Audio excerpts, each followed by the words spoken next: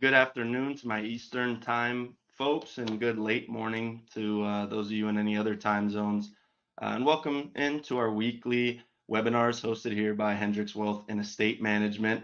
Um, Thank you all for taking time out of your busy days, maybe taking time out of your lunch hours to join with me today. Join with me on screen today. Looks like this camera might be off for a second. Is our owner Jim Hendricks. Um, and I am Tom Anderson. There he is, one of our newest advisors on staff here at Hendricks Wealth. As for some housekeeping items before we get rolling, you should see a Q&A section right down in the bottom of your Ring Central screen. So if you have any questions during the webinar, just feel free to drop those down in that chat, and I'll look to answer those at the end of the webinar. Um, but today I'm going to be talking about financial essentials every new homeowner should know before you buy. Some of you in here might maybe looking towards buying your first home. Maybe some of you already have a home. Maybe you're looking for another and need a refresher. Maybe some of you are just torn between whether you should keep renting or you should purchase. Um, Rates are starting to come down. Prices in some areas are falling. So now might be a good time to look and learn and see all about that home buying journey. If you're somebody who may be torn between continuing to rent, maybe you're somebody getting serious about owning your own home. I know it can be an intimidating journey, absolutely, but it can definitely be a rewarding one as well, as long as you do it right. And that's what we'll be talking about today. Getting ready to buy a home. Today, what we're really just focused on is getting ready to buy a home, not touring the homes, not scrolling listings online, but that financial preparation that should happen before you start looking. Buying a home obviously is an emotional decision, and it's a very big one, um, but it's a financial decision first and foremost. And where people prepare properly, that's when they tend to save money, avoid stress, and have a lot far fewer regrets further down the road.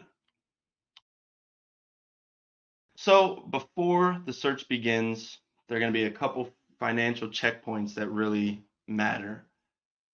Having an emergency fund that still exists after the down payment, obviously that can sound really scary. I know down payments are big, but in that first year of owning a new home, a lot of surprises might come up. You do not want to have to go into more debt just to extinguish those fires. So being prepared with a solid emergency fund is just a great step to protect yourself. Next, getting that monthly debt manageable. Focus on paying down those high interest debts first, since the last thing you want when you're first owning a home is to be swamped with high interest debt. Um, Next is having a stable income, ideally looking towards the last couple years. Um, Obviously, some lenders and just lifestyle will help you get away with having less, but obviously it'll just be harder um, the newer into a steady income you are. And just having a realistic plan to stay in that home for at least 5 years. Now, you might ask me why 5 years? Obviously, buying a new home comes with a lot of upfront costs. There's closing costs, inspections, appraisals, even moving expenses. And on average, these costs can vary between 5 to 7% of that purchase price. So if you sell too soon, you may never recover that money.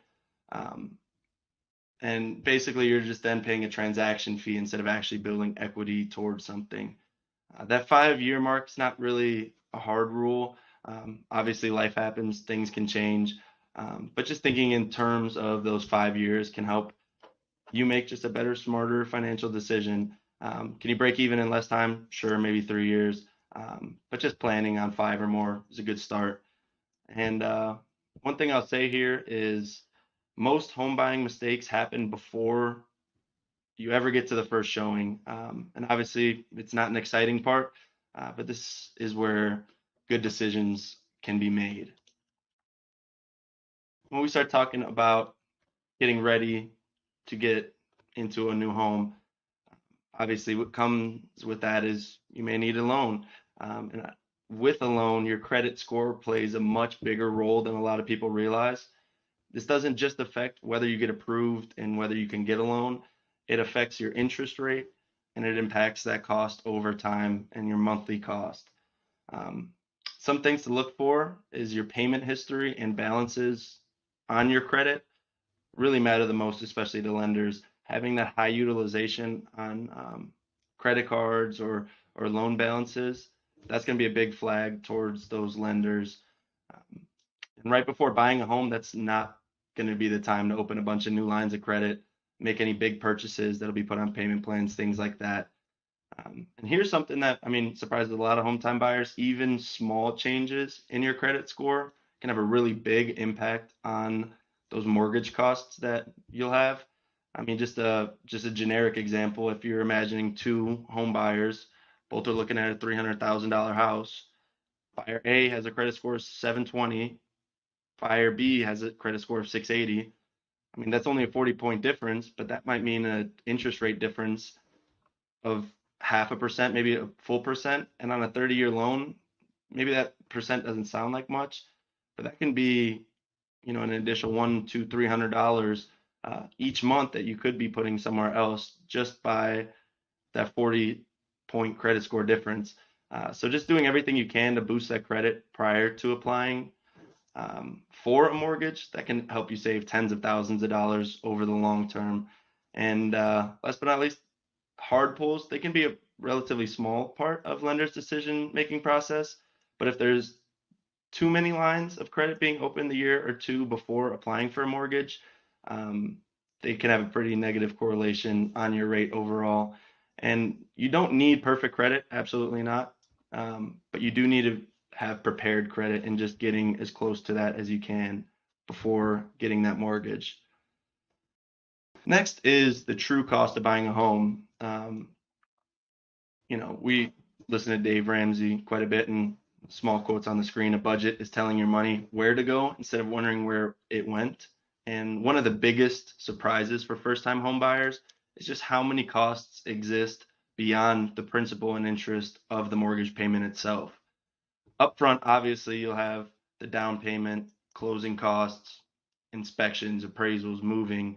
Um, those can add up, but also you can't neglect to remember about the ongoing costs as well. There's going to be property taxes, you'll have insurance, maintenance, maybe HOA fees depending on where you buy a home, um, and you might have PMI if your down payment is less than 20%. So if we're not even including utilities, these can start to add up. And this is why I say your mortgage payment is not your housing cost. So if you can get approved for a $3,000 a month loan, don't forget that that $3,000 can add up a lot faster than you might think, um, with all this other stuff on top of that. So when we look at um, how much house you should buy, there's really a big misconception in home buying, and that's the difference between loan approval and affordability. Um, Not sure you'll believe me on this one, but lenders aren't in the business for making your life comfortable. They're in the business of just managing risk. When a lender approves your loan, they're looking at your income, your debt, your credit, other factors, um, and they say, we think you can pay this back. That doesn't mean that it's going to be comfortable for you to pay it back. Buying based purely on the maximum approval, this is going to stretch your budget pretty thin, limit your lifestyle, make those small surprises that might come up in the first year or first 10 years of owning a home. Just that'll make that a lot more stressful for you. So that's why I'd like to encourage people to think in terms of cash flow comfort, what payment actually feels manageable while still allowing you to save money, still allowing you to enjoy life, travel, and also be able to handle unexpected costs that come up. And just a good general rule of thumb is keeping those total housing costs, the mortgages, taxes, insurance, HOA, things like that, right around 25 to 30% of your monthly income. And obviously that number is not perfect for everybody. Some will be much higher, some might even be lower. But just trying to get to that point will help you get a little more flexibility so you're not living so much paycheck to paycheck in that new home.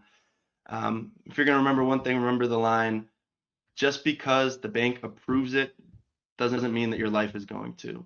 And approval is about numbers. Affordability is about your life. So when you make decisions based on comfort, home ownership is just going to be a lot more enjoyable and a lot more sustainable in the long run. Moving on to some mortgage basics. Obviously, I'll keep this a little bit simple. Just want to have you walk away understanding the key differences, what matters about these. First, there's going to be fixed versus adjustable rate mortgages. Fixed rate mortgage has the same interest rate for the whole life of the loan. These are pretty standard. I would say the majority of people get this. Your monthly payment's going to stay just about the same, and that's just great if you value stability, predictability. And an adjustable rate mortgage, this usually starts with a lower rate and it can change over a set period. And yes, adjustable rate mortgages still are a thing. People do still get them, especially in a high interest rate environment, because they offer a lower initial payment for a set period. Let's say that's 5, 6, 7 years before adjusting back to those market rates. And this is really targeted at people who plan to move or refinance before rates reset. But these carry significant risks, especially if rates, end up rising. Next would be looking at the terms of that mortgage. If it's a 15-year, maybe a 30-year term, a 15-year mortgage, obviously you'll pay it off faster and might have a little bit lower rate. So you'll pay less interest, but the downside is then your monthly payment is going to be higher. A 30-year mortgage, that's going to spread those payments out, make it a little more manageable month to month. You'll end up paying more interest over the life of the loan, of course, and that's just a trade-off between that cash flow flexibility and the total cost. A 30-year mortgage will have an interest rate that's lower, generally speaking, than what you could potentially earn investing your money. If you're getting a rate on your mortgage, let's say 5 to 7%, but your investments might be making 8 to 10, stretching out that loan might allow you to invest more in yourself and your future instead of actually just paying down the house as fast as you can, which can end up paying off over time. Let's briefly touch on PMI. PMI is private mortgage insurance. This comes up when your down payment is less than 20% of the home value, and then those lenders will require what's called PMI. Think of it basically as just an insurance for the lender in case you default. It can go away when you reach 20% equity on the home, but it can certainly be quite the headache in the meantime. On a $300,000 mortgage, PMI can vary between 0.5% and 1.5% of that original loan amount every year. And that could mean an extra $150 to $375 plus a month. So really the key takeaway here is just the lowest rate. It's not always going to be the best loan. The best loan is going to be the one that matches your cash flow, your lifestyle, and those long-term plans. Stability, flexibility, predictability, this can matter a lot more than just an interest rate. So now let's talk about some common mistakes I see a lot of first-time home buyers make and why they can be so costly. First would be just draining those savings down to make that down payment. You start putting every dollar that you have into your house, especially at the down payment. Could sound responsible, but it can end up leaving you unprepared for those unexpected expenses. Maybe you have a broken appliance, an urgent repair, maybe even you temporarily lose your job. Obviously, when you're buying a home, you want to own a home and keep that financial cushion relatively intact. Next would be buying at the very top of your budget. We've already touched on this a little bit, but lenders, obviously, they'll approve you for a maximum amount. But just because you could afford it doesn't mean it's going to be comfortable for you. Third, opening a bunch of new credit before closing. Again, we kind of briefly touched on this, but this is just a big mistake people make. The new credit card, maybe a new car loan, big purchases. These things can impact your credit score and just make that overall mortgage payment higher for you in the long term. And then, finally, just forgetting about those long-term goals. Think about where you want to be in 5, 10, say 20 years. Will this home that you're trying to buy still support your savings, still support your retirement, support your ability to travel, maybe have a different career plan. Home should support your future and your plans. They should not delay anything for you. So the main idea here is just buying a home is about more than just today's mortgage payment. Every choice that you make now can affect your life for many years to come. So the smartest buyers generally um, plan with that long game in mind. Then obviously, if you're getting ready to buy a home, who do I need to help me buy that home? Um, Buying a home really works best when you have just the right team involved early. Getting into a good realtor, uh, someone who can help you find the home, negotiate the price for you. Um, the lender, they're going to structure the financing for you, get you approved for a mortgage, um, hopefully get you lower rates. And then my role as a financial advisor would be to make sure that this purchase actually fits your life and your lifestyle. My job, obviously, would be to protect your long-term plan, not just help you get to closing, um, but make sure that you could still plan for your future, even past such a great moment in your life, like buying your first home. And then next steps, before hopping on any websites, scrolling listings, before you go to an open house, before you fall in love with that beautiful white kitchen, um, the smartest next step would just be assessing your readiness. Can you afford this? And making sure that the purchase aligns with your goals. And having a short financial checkup now might prevent a long-term regret later on. Um, but yeah, that's just about it. Thank you all for being here. Looking ahead, we have a couple of things coming up in the upcoming weeks. Next week, we don't have a webinar, but the 3 weeks following, we will, and we should have one just about every week after that. January 28th, one of our financial advisors, Jim Madel, is having a webinar on turning your employee perks into wealth. February 4th, Sean Hendricks is having a webinar on how do trusts actually work. And then Dan Leitner on February 11th will be discussing paying off debt versus investing. And like I said, we'll have a little bit of time for Q&A. If there's any questions, feel free to put them in the chat, and me or either Jim Hendricks here will take to them and answer. Yeah, there were a couple questions. Thanks, Tom. Tom did a great job of going over the whole process of the pre-buying, the time before you buy your home, and trying to make sure you're making good financial strategy about buying a home. We actually really love it when clients come to us, or even prospective clients come to us, before they get too far down the road in buying a home, because a financial planner, if nothing else, at least has a different frame of mind than your real estate broker or that your mortgage person might have in mind. Their incentives are a little different. Ours are to make sure you're making a good, sound, long-term decision, and theirs might be to get you in as much house as they can. So it's a really, really good idea to involve a financial planner in your home buying decision.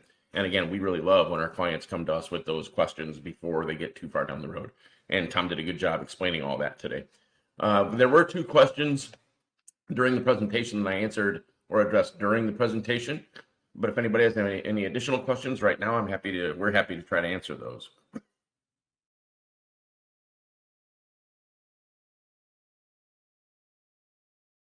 Yeah, I'm not seeing any in the chat. Did you see any on your end? Nope. I think we've addressed the two that came in. So Cool. Give you guys, a minute or so if there's anything lingering. Let's see.